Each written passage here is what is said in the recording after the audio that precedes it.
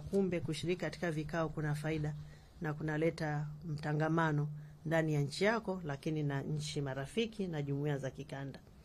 Na wakati mwingine mtu akisema kumekuwa na mafanikio ya diplomasia ya kiulinzi, nadhani watu wanaiona kama ni kitu chepesi, lakini tuna mfano hai hapa juzi, wala sio muda mrefu, ambapo mmeona baadhi ya watu waliotaka kuja kujipenyeza ndani ya nchi yetu na kuleta vurugu.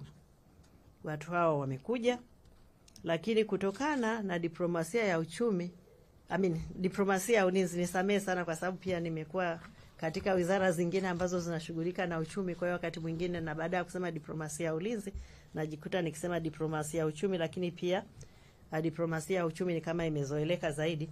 Mmeona jinsi gani mataifa ya hao waliotaka kujipenyeza na kuleta fujo yamekuwa mstari wa mbele kuitetea Tanzania. Mmejionea ndugu zangu, si ndio? Kwamba wao wanakimbilia kwenye nchi ya mwingine, unataka kwenda kufanya fujo, lakini kwa sababu ile nchi imeshajenga diplomasia vizuri, na nchi yako, hata nchi yako inaona kwamba wewe kwa kweli unachokifanya sio sahihi. Kwa hiyo haya mambo ya kuimarisha diplomasia ni mambo muhimu sana. Ni fanikio ambalo kwa kweli hatuna budi kujivunia, lakini hatuna budi kupongeza. Kwa sababu mtu mwingine angetarajia kwamba hawa watu waliofanya wanataka kuleta vurugu katika nchi, basi nchi zao ziwatetee. Lakini kwa sababu tunafanya kazi pamoja kama hivi nilivyosema, tunakutana, tunaongea, tunajadiliana, tunafanya mafunzo ya pamoja, tunafanya mambo ya pamoja, kwa hiyo tunakuwa kitu kimoja. Na kwa sasa, dunia ya sasa wanaita ni bora kuepusha vita. Kwa hiyo nachukua jitihada zaidi za kuepusha vita kwa kuimarisha diplomasia ya ulinzi na usalama kuliko kuanza kuingia katika mapambano.